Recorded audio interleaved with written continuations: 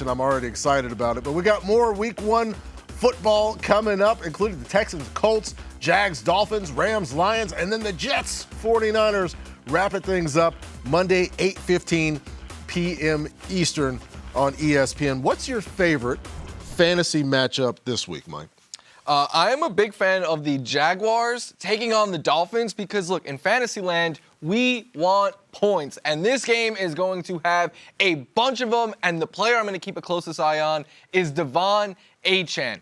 Look, for the last couple of months on fantasy Twitter, wars have been waged over De'Von Achane. You either think he is the best running back walking the planet or he is going to regress from last season. I just want answers now, and we are finally going to get them. How is he going to be used? How are they going to give him touches near the goal line? All of that. I'm excited for all the points and everything, but even bigger than that, I have a lot of Mostert. I have some Achane. I'm excited just to get answers on this backfield. I am very interested in the Cardinals and the Bills, which I'm surprised that Florio didn't jump in on that one in the homework. And I'm really keeping an eye on James Cook because we're still trying to figure some things out, especially in this Buffalo passing game. Stephon Diggs is gone. Gabe Davis is gone. Dalton Kincaid looks like the number one target, but there's no reason that James Cook can't be the number two target in the passing game. Facing an Arizona defense that, yes, I'm sure they've made some changes, but last year they gave up 8 receiving touchdowns to the running back position. They had the worst run defense in the league.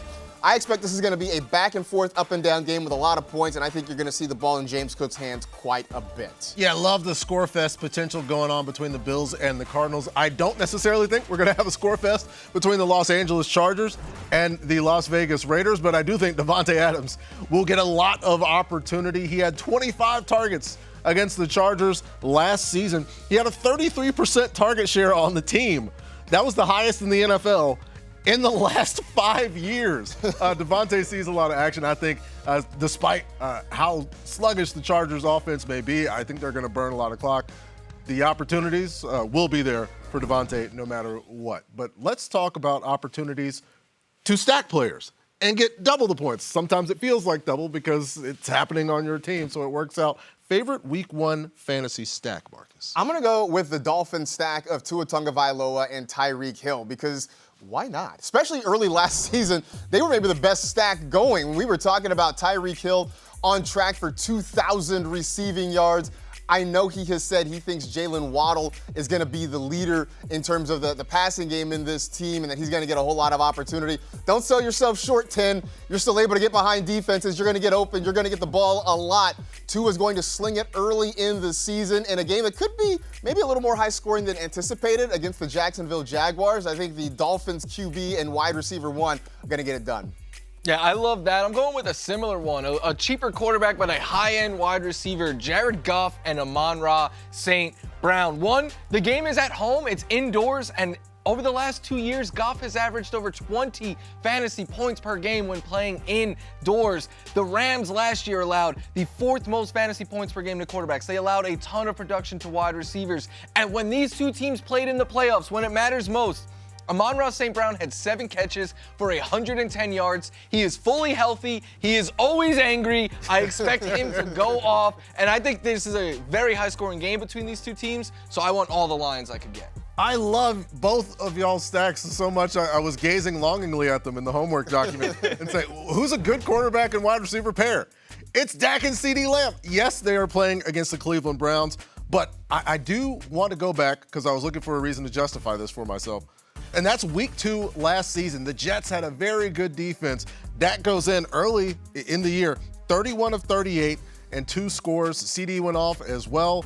I have no problem running these two out, as I will not for the entire 2024 season. So let's go to a matchup we think might be a touch risky, Mike, in Week 1.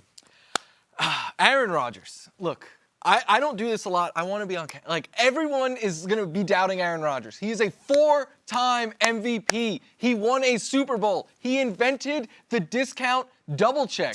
His head coach says he is fueled by doubt. He gets to return on Monday Night Football against a team that he has a personal vendetta against his entire career. You're going to doubt him on Monday Night Football after what happened last year? Because I am. Like, I don't see how you trust Aaron Rodgers. 40 years old, the only quarterback starting week 1 coming off a torn Achilles in the last 20 years. One quarterback has come back from this injury successfully in the last 40 years. This pass rush, all of that, there's no way I could trust Aaron Rodgers or really any Jet not named Breece Hall or Garrett Wilson this week in fantasy, except for maybe a sleeper that I'll talk later on the show. But I'm not trusting Aaron Rodgers. Okay, all right. That was well done. Mike. Thank you, guys. We need to get him like a towel and some water, just like cool him off a little bit after that. You know what, Patrick? You might want to put on your earmuffs for this one because I have concerns about Dak Prescott this week against the Cleveland Browns. I mean, that defense is ferocious. Yes, you're right that last year against the Jets, he went out and had a very good game. And look, it's not to say that it's impossible this week, but that Browns defense was one of the toughest matchups for quarterbacks last year.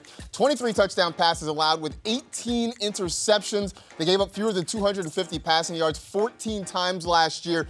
And look, let's just be honest. If there's such a thing as a real-life Avenger, it's Myles Garrett. He's going to terrorize that Cowboy offensive line. So for Dak, it's going to be about getting it out quickly, getting it to CeeDee Lamb and maybe Jake Ferguson as much as possible. So, like, it's not impossible he has a good game. I just have concerns. That's why they go out and sign Zeke to pass protect, and because I don't know how much they're going to handle the ball. I agree. It can be risky, but it's one of those stacks that I'm going to like the whole season. But I do agree with Michael F. Florio. The 49ers defense, in terms of pressure percentage, has been top 10. They weren't last year, and I'm looking over at Garrett Wilson. I love Garrett Wilson this season. I love that he's got Aaron Rodgers back. I don't know how I feel about it in week 1. Look, you drafted Garrett Wilson, you're going to start him. But I will say, if you look at the matchups and the talent on your team, perhaps consider, hey, let's see Aaron Rodgers run out there before we make a big time investment.